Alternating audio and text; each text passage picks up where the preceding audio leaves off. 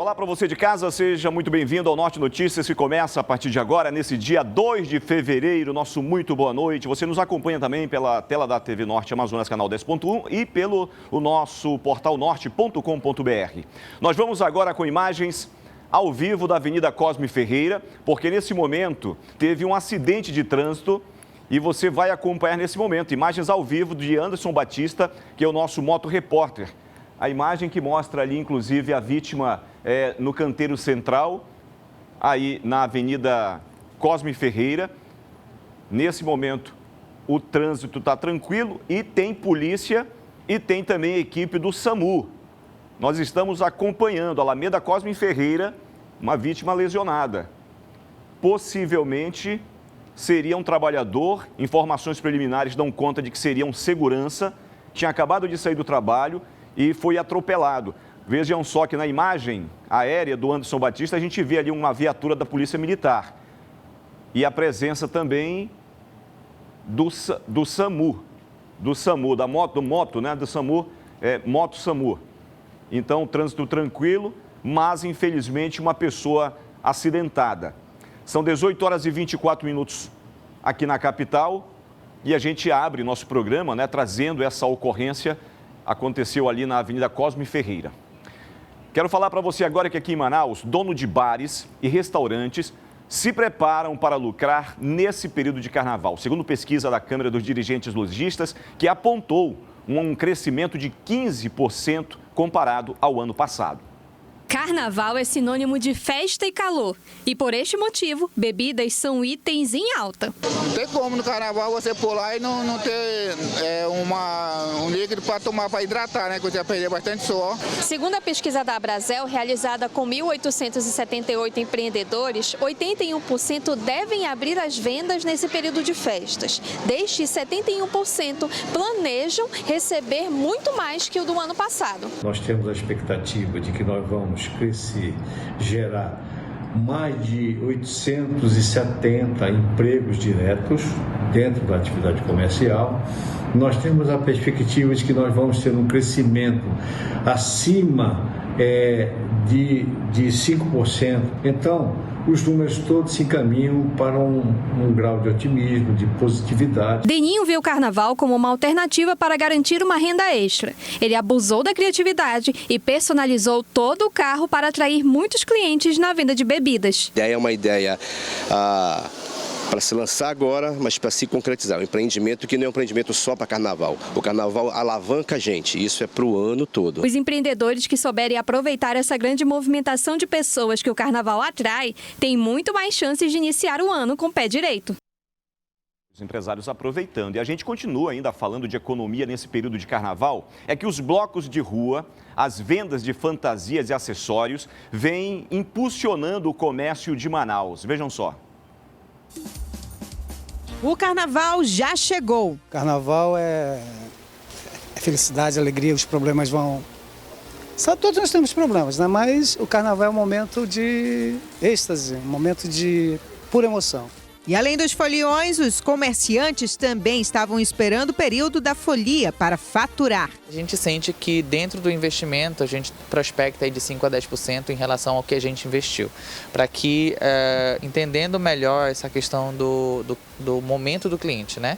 Se você não entender, você fica de fora. Todo ano o carnaval muda de data e em 2024 calhou de ser no finalzinho de janeiro, quando as pessoas ainda estão terminando de pagar as contas do fim de ano e algumas estão comprando material escolar. Com isso, aquela fantasia um pouco mais elaborada fica só no pensamento. Mas, às vezes um simples acessório já faz com que você pule o carnaval com estilo.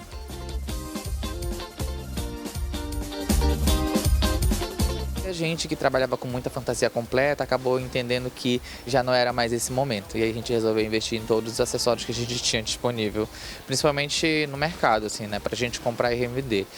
E aí a gente tem tiara, máscara, óculos como esse aqui, peruca, meias, luva. A gente tem são diversos acessórios para a pessoa compor uma fantasia. Exatamente o que o Alcemir vai fazer este ano. Como a gente é um bom brasileiro, a gente adora o carnaval. E aqui estão procurando algumas alegoriazinha bem simples, porque devido às contas, né, que estão chegando.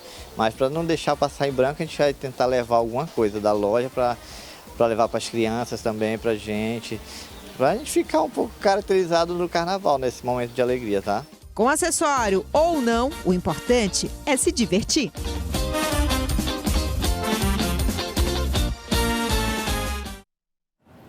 É isso aí, a alegria desse momento para os foliões e também para os empresários que terminam lucrando um pouco mais. E a gente continua falando de carnaval porque hoje começam os desfiles do grupo de acesso das escolas de samba aqui da capital. E eu vou falar agora com o repórter Valdir Adriano, que inclusive está no Sambódromo e traz as informações para a gente. Valdir, boa noite.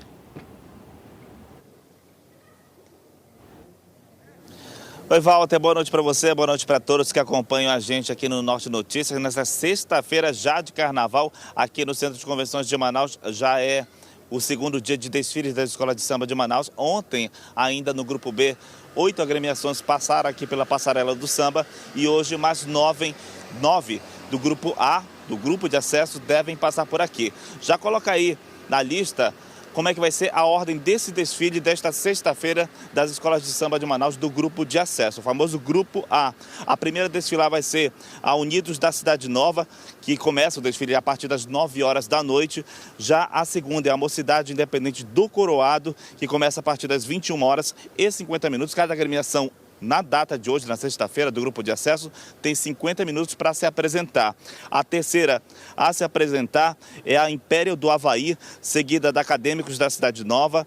A quinta vai ser a Presidente Vargas, a sexta a Sem Compromisso, a sétima a Tradição Leste, a partir das 2 horas da manhã.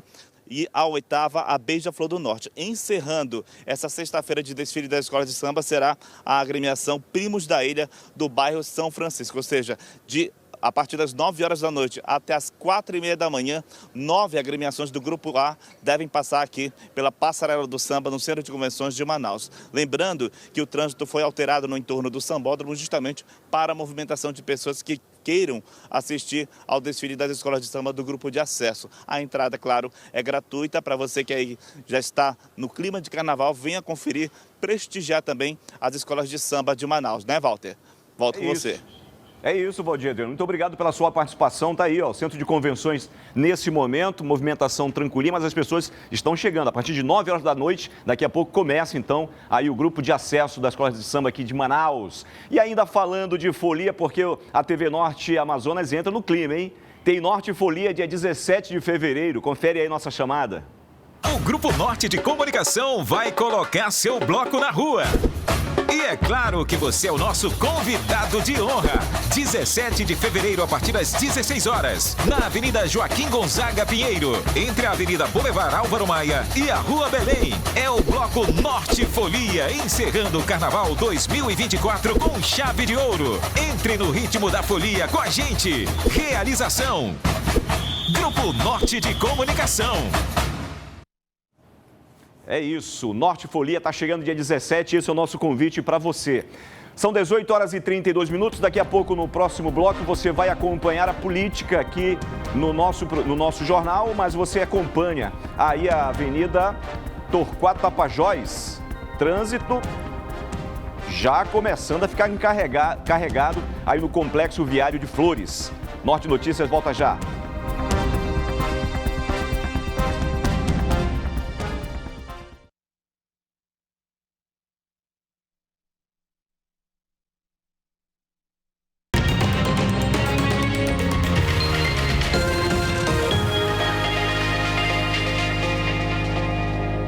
E a gente fala de assuntos de polícia aqui no Norte Notícias, porque mais 3 suspeitos na participação do sequestro de uma gerente de uma rede de hotéis em Manaus foram presos. Eles chegaram a pedir da família da vítima uma quantia de R$450 mil. Leonardo Menezes da Silva, conhecido como de Bala, Lucas Queiroz da Silva, o Surubim, e o Wallace da Silva Tobar, chamado de Neném, foram presos em um flutuante no bairro Tarumã, zona oeste de Manaus. Os 3 são suspeitos de envolvimento nos crimes de extorsão mediante sequestro e roubo praticados contra a gerente de uma rede de hotelaria de Manaus. A vítima foi sequestrada enquanto saía de casa para trabalhar. Eles ainda chegaram chegaram a pedir da família da vítima a quantia de R$ 450 mil. A vítima foi sequestrada, mantida cativa em poder deles, e nesse meio tempo em que ela se manteve cativa, eles começaram não só a tentar fazer transferência de valores dos aplicativos de banco que ela utilizava, como começaram a ligar para os parentes e pedir resgates. No dia seguinte ao crime, os policiais prenderam em flagrante Raimundo Pontes Marques Filho, apontado como mentor da extorsão. A delegacia especializada em homicídios e sequestros ainda não encerrou as investigações desse caso. Segundo a polícia, há ainda a participação de outras 3 pessoas neste crime. O indicativo na investigação é que existam pelo menos mais 3 pessoas que ainda não foram identificadas e que nós seguimos aí contando com a colaboração da população para que a gente consiga identificar essas pessoas. A secretária de Saúde de Roraima, Cecília Lorenzon, foi afastada do cargo. Ela foi alvo da operação da Polícia Federal, que investiga fraudes em licitações e em contratação de empresas. Nas primeiras horas da manhã foram cumpridos 10 mandados de busca e apreensão na Secretaria de Saúde, no Hospital Geral de Roraima e na casa da secretária Cecília Lorenzon. Além de Boa Vista, a Polícia Federal cumpre ainda outros mandados em Cuiabá e Goiânia. A Justiça bloqueou mais de 30 milhões de reais dos investigados. Segundo as investigações da PF, existe uma possível organização criminosa que teria atuado na fraude de licitação que contratou a empresa Medtrauma.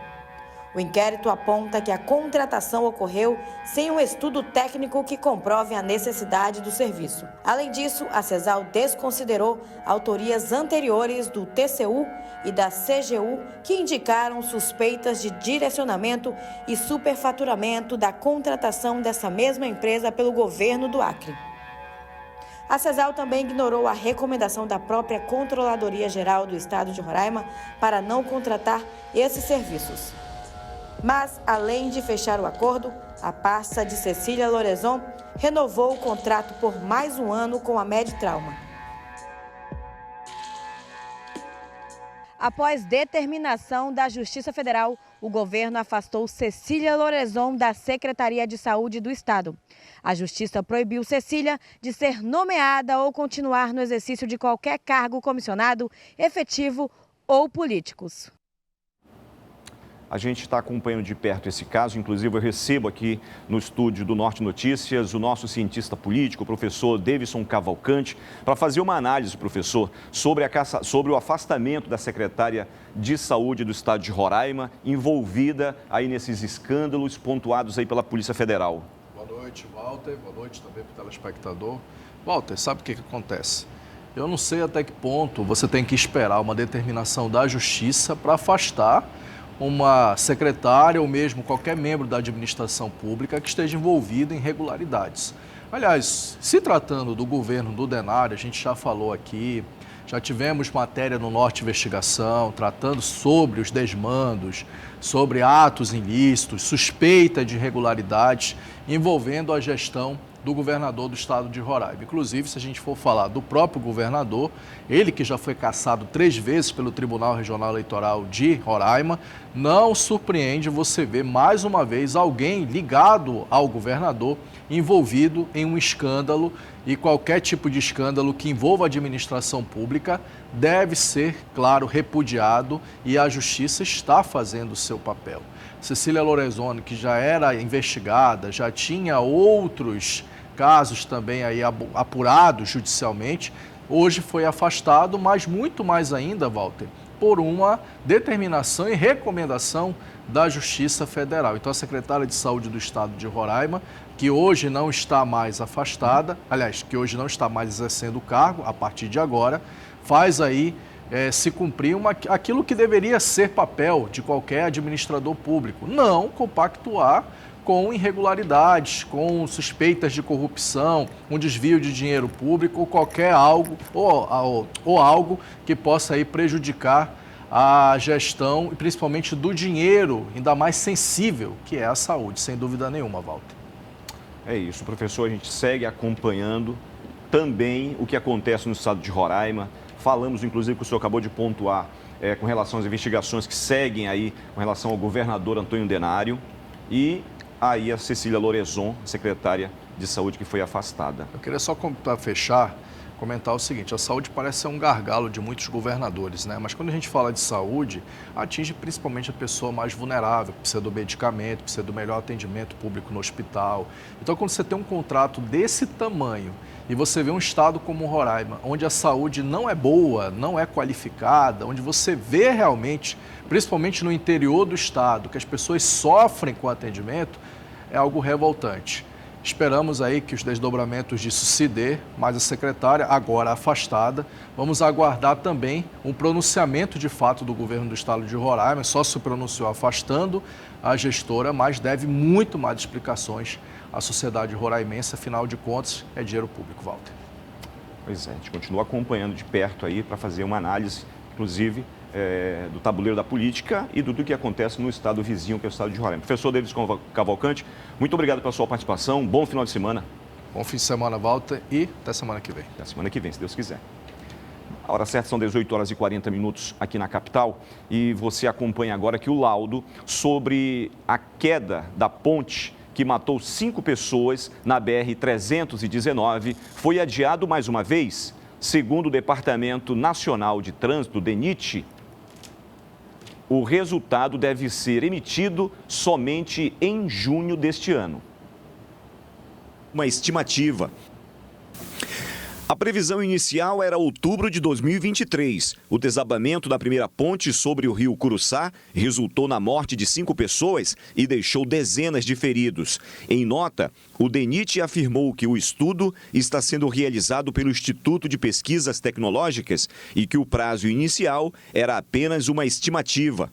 O DENIT informou também que as obras para a construção das pontes sobre o rio Curuçá e rio Altais Mirim estão contratadas e em andamento.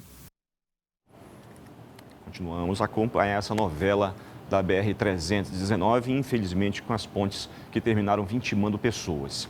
E hoje à noite em Manaus, importantes líderes indígenas assumem compromisso com a causa e com a filiação na rede de sustentabilidade. O evento de filiação conta com a presença dos representantes nacionais da rede.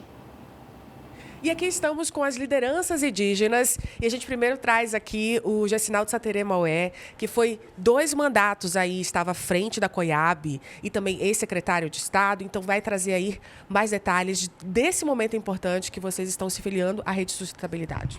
Momento histórico para o fortalecimento da pauta indígena através de um partido que é a Rede de Sustentabilidade, que na avaliação de nossas lideranças indígenas da Amazônia e do Brasil, a rede é que consegue abraçar a pauta indígena a nível local, regional e até nacional. Por isso, é essa vinda de grandes lideranças conosco, mais 20 municípios nesse ato de hoje, no Sindicato dos Metalúrgicos do Amazonas, para que a gente possa, nos próximos anos, inclusive até 2026, a gente chegar aos 62 municípios do Amazonas, a rede fortalecido e os povos indígenas fortalecidos para os seus projetos de representatividade a nível local, a nível regional e nacional, para que nós possamos ter representatividade, porque um povo sem representatividade é um povo que não tem vez e não tem voz. É importante esse momento, né, onde os povos originários também fazem parte da mudança. 18h43, agora você acompanha o trânsito na Avenida próximo ao Terminal 5, no São José, zona leste da capital amazonense, tarde de sexta-feira. Avenida Cosme Ferreira, para você se localizar. Norte Notícias volta já.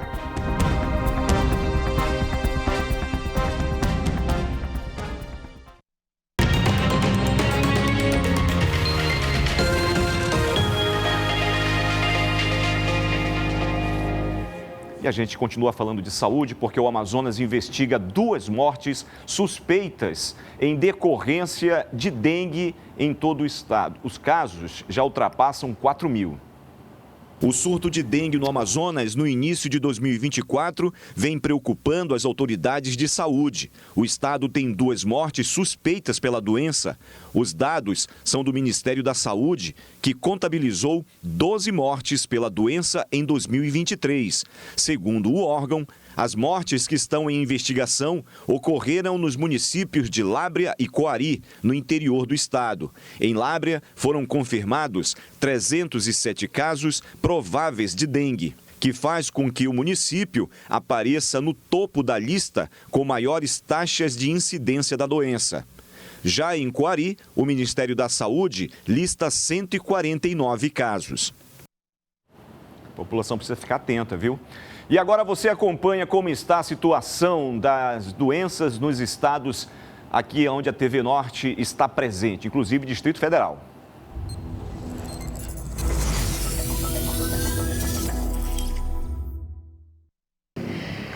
Segundo dados do Ministério da Saúde, Roraima não registrou mortes por dengue em 2023. Só nos 6 primeiros meses do ano passado, Roraima registrou 1.457 casos suspeitos de dengue, representando um aumento de 74% no número de casos da doença quando comparado ao mesmo período de 2022. Aqui no Tocantins foram notificados 1.126 casos de dengue, de acordo com as informações do último boletim epidemiológico divulgado no dia 31 de janeiro. Até o momento, o estado registrou uma morte que aconteceu no município de Brejinha de Nazaré, localizado na região sul do Tocantins. Com o objetivo de conter o aumento dos casos, a Secretaria Estadual de Saúde já está realizando a imunização, que começou agora em fevereiro. Até o momento, 14 municípios foram incluídos no calendário de vacinação. Você acompanhou aí as informações dos estados que compõem aqui o norte do Brasil, onde está presente a TV Norte Amazonas. 18h47, Nelson, muito obrigado pela sua companhia, pela sua audiência. Avenida Torquato Tapajós na sua tela. Até segunda-feira.